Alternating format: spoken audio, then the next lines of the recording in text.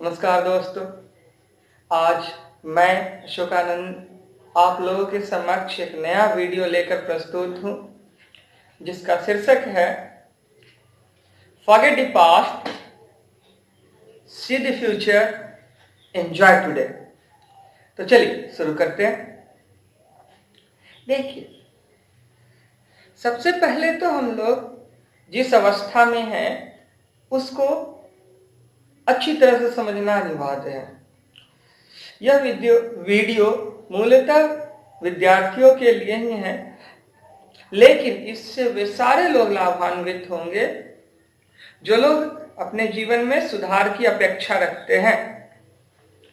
तो सबसे पहली बात कि सुधार एक सतत प्रक्रिया है, यह लगातार जारी रहने वाली है, एक दिन की ये प्रक्रिया नहीं है।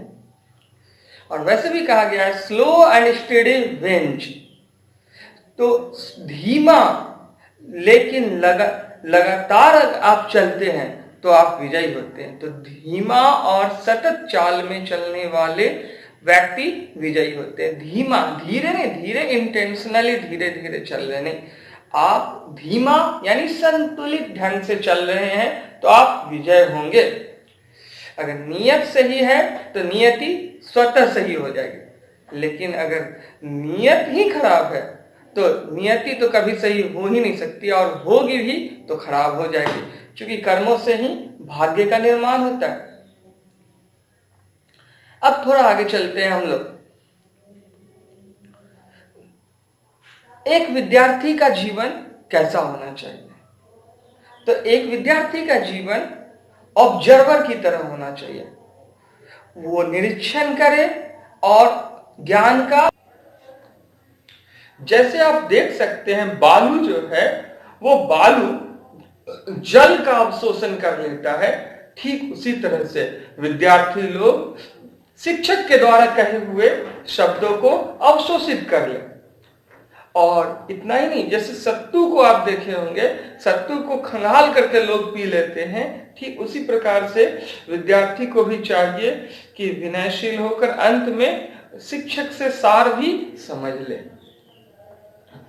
विनयशील विद्यार्थियों के लिए शिक्षक सदैव तत्पर रहते हैं। अब हम लोग थोड़ा सा आगे चलते हैं। तो विद्यार्थी को हमेशा तर्क के बदले वितर्क करने का अधिकार है, कुतर्क करने का अधिकार नहीं है। विद्यार्थियों के लिए अनुशासन अभिन्न अंग है, कुतर्क करने का अधिकार नहीं है। जो भी व्यक्ति इस मार्ग पे चले हैं उनको पश्चाताप के अलावा कुछ नहीं मिला है। कुतर्क करने वाले केवल पश्चाताप ही कर पाते हैं, अगर वो बदलाव लाना चाहते हैं तो, और नहीं तो जीवन भर दंड ही भोगते रहते हैं, जीवन भर धूप छांव का दंड ही भोगते रहते हैं। थोड़ा सा आगे चलते हैं। असंतुष्टि वो सजा है जो एक मछली को जल के बाहर रखने पे मछली को एहसास होता है। कितनी भी सफलता या समृद्धि हासिल कर ली जाए, अगर सुकून नहीं है तो वो कभी भी सुखद अनुभव नहीं लाएगा। अब सुकून आएगा कैसे? तो जो कार्य आप करते हैं अपने अंदर की इच्छा से करते हैं, उसी में सुकून का भाव रहता है और नियत में खोट नहीं रहता है। आपसे बेहतर आपका जज कौन हो सकता है? देखिए, एक बार की बात है, एक बार सन 2000 में जब मैं इंटर में पढ़ा करता था, तो उन दिनों मैं प्रतिदिन कॉलेज ऑफ कॉमर्स, चिड़ियाकार से कॉलेज ऑफ कॉमर्स अपनी बड़ी वाली साइकिल के ऊपर चढ़ करके जाया करता था। लगातार 2 साल कॉलेज ऑफ कॉमर्स गया। अब वहां टीचर आए या नहीं आए, बाहर जो कैंपस है उसमें बैठ करके बेंच और डेस्क लगे रहते थे, एवरीडे पढ़ते रहता था। सुबह 8 बजे से लेकर 2 बजे अगर टीचर आ गए तो उनकी अमृतवाणी को ग्रहण करने में कभी चूकता नहीं था। रूटीन वाइज क्लासरूम में गए, अगर टीचर की उपस्थिति है, क्लास चल रहे, तो अनिवार्य रूप से क्लास करना है, और अगर टीचर नहीं है तो वहां जाकर बैठकर पढ़ाई करके 2 बज गया, लौट आने।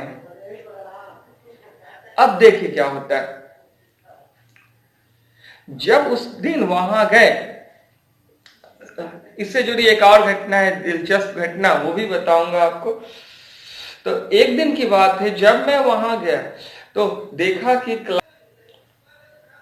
एक मैम जिनके हेयर स्टाइल इतने छोटे छोटे थे, जींस पहनी हुई थी, और इतने छोटे हेयर स्टाइल और जींस, एज्यूम कीजिए, और फुल्ली मॉडर्न दिख रही थी।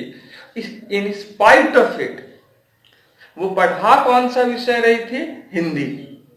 और बिहार बोर्ड से चूंकि पढ़े हैं तो इस नाते एक हार्ट बीट तेज हो गया, और इनोसेंस जो थे, तो इनोसेंस थे तो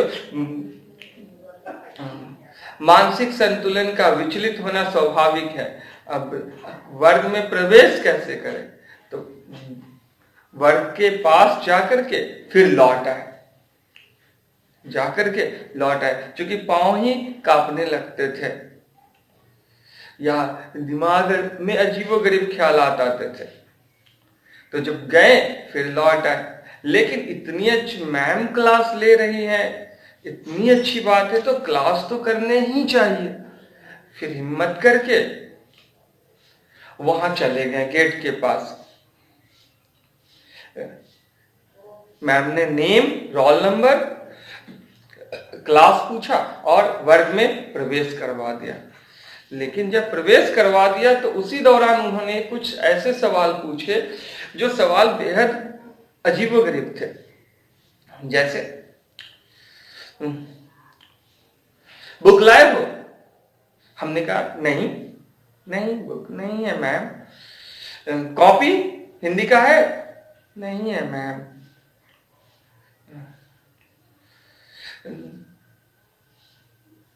अब उसके बाद ऐसा हुआ, उन्होंने कहा देखो बैठ जाओ, देखो ये लड़का है आजकल का, और कुछ पाँव में धूल लग गया था तो हम उसे साफ कर रहे थे। तो इस दौरान मैम ने कहा, आजकल के युवाओं को हो क्या गया? ये वही देश के युवा लोग हैं जहां पे कहा जाता था, आओ बच्चों तुम्हें दिखाएं झांकी हिंदुस्तान की, इस मिट्टी से तिलक करो, यह धरती है बलिदान की, वंदे मातरम वंदे मातरम। अब अजीब लगा हमें, और इसके बाद हमने हिम्मत करके किसी भी प्रकार से अपने सीट पे चले गए। अपना एक व्यक्ति ने अपने साथ बिठा लिया। आगे वो मैम बहुत, मतलब उनकी क्लास, उनका आवाज दोनों ही बहुत अच्छे थे, प्रभावशाली थे। उसके बाद उन्होंने कहा, हाँ तो चलिए निकालिए। अब वो पढ़ाने लगे, तजो मन हरि विमुख निको संग, जाके संग कुमति उपजती है, परत भजन में भंग। अब उन दिनों हिंदी और संस्कृत पे असाधारण पकड़ थी हमारी, केवल एक ही विषय में सबसे कमजोर, सारे सब्जेक्ट पे असाधारण पकड़, केवल एक सब्जेक्ट विषय में दुर्बलता प्राप्त थी। वो विषय कौन सी थी? अंग्रेजी। अब विडंबना यह है कि इंटर के बाद केवल अंग्रेजी के ही शिक्षक बनकर 20 सालों से रह गए हैं। अब थोड़ा सा आगे चलते हैं हम लोग। तो मैम ने जब ऐसा पढ़ाया तो उन दिनों घर पे प्रैक्टिस किया करते थे। सुबह सुबह 3 बजे से 5 बजे तक जो रटने की आदत रही, मम्मी ने जो आदत लगवा दी 3 बजे उठने की और 5 बजे तक पढ़ाई करने की, रटने की, केवल रटने की, पढ़ने की। और उसके बाद दिन भर मैथमेटिक्स बनाते रहते थे और अन्य सब्जेक्ट पढ़ते रहते थे। दोपहर का समय खास तौर से मैथमेटिक्स बनाने के लिए, क्योंकि वो गेम की भांति है। अब देखिए क्या होता है, उन्होंने कहा कि देखो यहां पे सूरदास कह रहे हैं कि सूरदास कारी कामरी पे चढ़े न दूजो रंग, अर्थात जिस पे कृष्ण का रंग चढ़ गया है उस पे कोई और रंग नहीं चढ़ सकता है। जैसे काले रंग पे कोई और रंग की परत नहीं चढ़ाई जा सकती है। अब थोड़ा सा हम लोग आगे चलते हैं, तो आगे वो कह रहे हैं कि ये आजकल की युवा पीढ़ी है, ये बस ये उम्र ही ऐसी है, ज्ञान से रहित है और कुछ ना कुछ गलती करेंगे, न किताब लाना है, न कॉपी लाना है, न घर पे पढ़ना है। और उन दिनों सारा का सारा इंटर का दोहा यहाँ था, गद्य पद्य की पुस्तक चलती थी, दोनों यहाँ स्टोर कर लिए थे। एक आदिम रात्रि की महक फणीश्वर नाथ रेणु की थी, जो कि हमारे आंचलिक कहानीकार हैं और मनपसंद लेखक है। आधुनिक युग का उन्हें प्रेमचंद कहिए।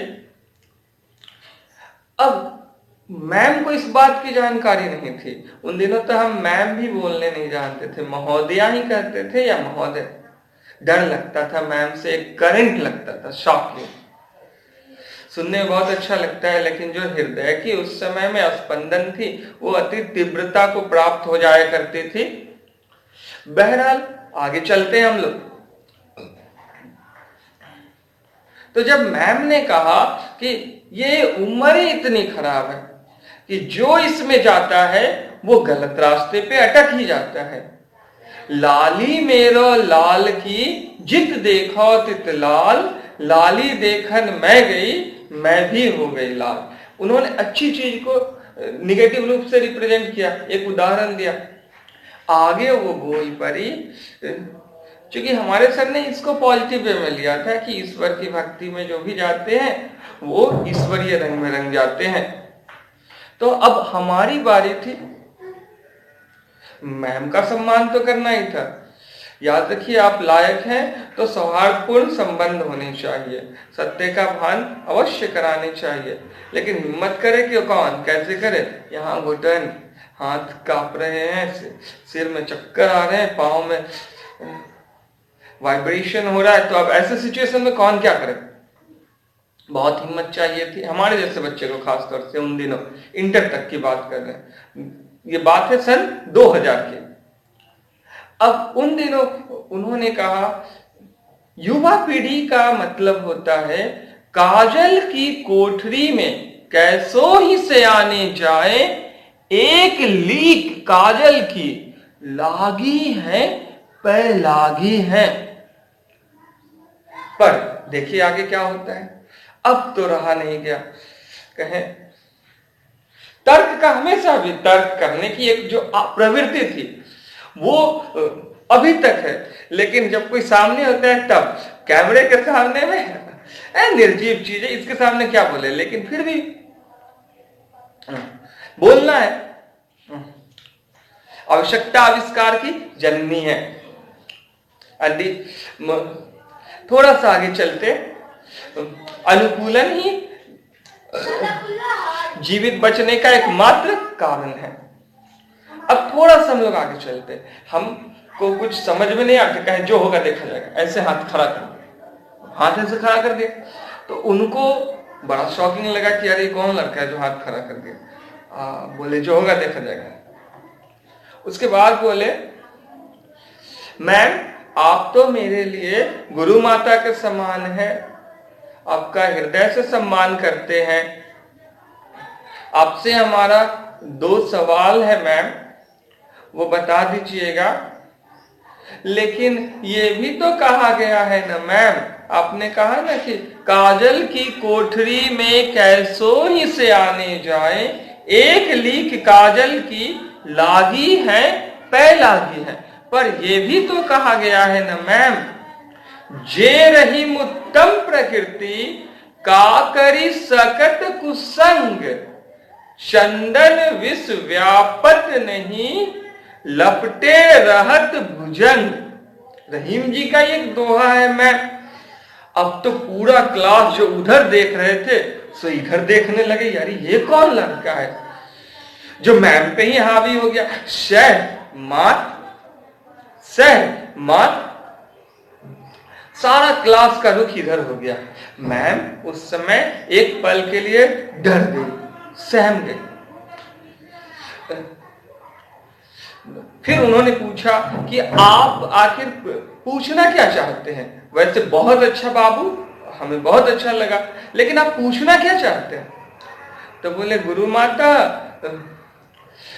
दो दोहा है, एक है सुरतिया नरतिया नागतिया, यह चाहत सब कोय, गोद लिए हुलसी फिरे, तुलसी सो सुत होए। इसका क्या तात्पर्य है मैम, ये जरा बता दीजिएगा। और दूसरी जो दोहा है वो है, अमर बेली बिनु मूल की, प्रतिपालत है ताही, रहीमन ऐसे प्रभु ही तजी, खोजत फिरियो काहि। इसका क्या बोध होता है, इसका क्या तात्पर्य है मैम, कृपया स्पष्ट कीजिए गुरु माता। अब इतना शुद्ध हिंदी देख करके लोग हंसी भी नहीं रोक पा रहे थे कुछ हद तक। कुछ लोग तो हंस रहे थे, कहां से आ गया। मतलब अच्छी चीजें अपनाए तो हम उन लोगों की नजर में एलियन हैं, और मैम के आधुनिक पोशाकों से उनके बारे में कोई आकलन करेगा तो निगेटिव चला जाएगा। हीरो बनिए तो गलत है, हेल्दी बनिए, एजुकेटेड बनिए, रिच बनिए। रिच का अर्थ अमीर, अमीर का अर्थ किसी पैसे से अमीर की बात नहीं हो रही यहाँ पे ज्ञान से अमीर की बात हो रही है। अगर आप ज्ञान से अमीर बनिए तो आप अगले के नजर में गलत है। ये कैसी विडंबना है। थोड़ा सा हम लोग और आगे चलते हैं। देखिए, लोग अच्छी चीजों को इस कदर त्याग चुके हैं कि जब उन्हें अच्छी चीजें सामने आती है, नजर आती हैं, तो वो उन्हें ही एलियन करते हैं। जबकि एलियन वाले कार्य तो स्वयं ही करें। पाश्चात्य संस्कृति से अपने विचारों को लिप्त कर लेने का साहस तो वो लोग ही किए हुए हैं। पहले तो अंग्रेजी को उस देश की भाषा कहते थे, उस संस्कृति की भाषा कहते थे जहां दुनिया को रोशन करने वाला सूरज भी जाकर अस्त हो जाता है, सूरज भी जाकर अस्त हो जाता है। लेकिन आज समझ में आया कि संस्कृति और संस्कार कोई भी गलत नहीं होते हैं। उसका उपयोग और दुरुपयोग के आधार पर सही और गलत का निर्धारण होता है। सुभाष चंद्र बोस जी ने मदर इंडिया नाम का जो पत्र लिखा है वो इंग्लिश में लिखा है। उसके बाद स्वामी विवेकानंद जी जो स्पीच दिए हैं वो इंग्लिश में दिए हैं। Strength is life, weakness is death. And Ashokanand says success is life and failure is death. चलिए थोड़ा आगे चलते हम लोग। दुनिया कहती है समय से पहले और भाग्य से ज्यादा न तो किसी को कुछ मिला है ना ही किसी को कुछ मिलेगा। और अशोकानंद कहते हैं चरित्र से पहले और मेहनत से ज्यादा न तो किसी को कुछ मिला है और ना ही कभी मिलेगा। याद रखिए, चरित्र से पहले और मेहनत से ज्यादा न ही तो किसी को कुछ मिला है और ना ही किसी को कुछ मिलेगा। अब आगे चलते हैं हम लोग। सारे बच्चे उस समय में मैम के खिलाफ हो गए और हम कमेंट करने लगे क्लासरूम में। उनमें से कुछ, अरे वाह भाई, आज तो तुमने कमाल ही कर दिया, इसकी तो बोलती ही बंद कर दी, इसकी तो लग गई, क्या जवाब दियो। मास्टरनी का तो बोलती बंद हो गया, जुबान तो मुंह में रह गया, एक आवाज निकल, एकदम डरा दिए उनको। वो क्या बोलेगी, वो क्या सिखाएगी तुमको। बस यहीं पे हमें रोना आ गया। उन लोगों को ऐसा कहना था कि आंखों से आंसू निकलने लगे। और जब मैम जा रही थी क्लास खत्म हो गया, बोली तुम फिर आना बाबू अगले क्लास में। मैम जा रही थी, तब जल्दी से जा करके गेट के पास ही वो पहुंची थी, उठ करके उनके पांव छू लिए। ये अपनी सोच है, अपने अपने सोच है। क्योंकि मैम के प्रति या पेरेंट्स के प्रति या टीचर के प्रति कभी भी ऐसा थिंकिंग ही नहीं आया कि उनके प्रति आर्ग करे। उनको अपने से ऊपर, जैसे गॉड के प्रति कभी आर्ग करने की थिंकिंग ही नहीं आती है, जब तक कि कोई जन कल्याण की भावना न हो। अनावश्यक तौर पे नुमाइश करने की फितरत तो कभी थी नहीं। आश्चर्य की बात है ना, उस दिन रो दिए, उस घटना के कारण रो दिए। आप सभी से रिक्वेस्ट है कि आप लोग कभी भी किसी शिक्षक का भूल कर भी स्वप्न में भी अपमान नहीं कीजिएगा। तिल तिल करके मरना पड़ता है, जलना पड़ता है। अंगराज कर्ण को भी इसकी सजा भोगनी पड़ी है। जाने अनजाने में ज्ञान बहुत ही गहरी और सूक्ष्म चीज है। ज्ञान का अवलोकन कीजिए। एकलव्य भी इसके प्रति भुक्त भोगी रह चुके हैं। जो जिसके लिए उत्तरदायी होता है उसे भाग्य तलाश ही लेती है। अब थोड़ा सा हम लोग आगे चलते हैं। तो बीती हुई बातों को भूल जानी चाहिए। हमारा एक सिद्धांत है जिंदगी में कि बीती हुई बातों को हमेशा भूल जाते हैं। इसलिए अपना एक स्लोगन तैयार किए, मंत्र तैयार किए, फॉरगेट द पास्ट। जो अच्छा किए उसे भूल जाओ, जो बुरा किए उसे याद रखो और उससे सबक लो। बस उतना ही, बस सबक लो। Don't repeat that. For that purpose, you remember that. Except this, there should be no relationship with your past.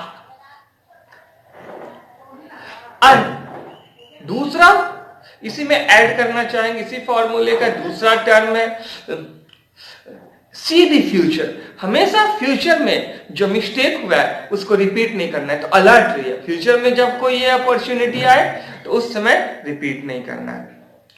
तो सी द फ्यूचर। अब फ्यूचर में ऐसा कभी आया तो ऐसे होने ही नहीं थी। एक इंग्लिश के जाने माने शिक्षक हुए हैं, उनसे पढ़ने का सौभाग्य मिला।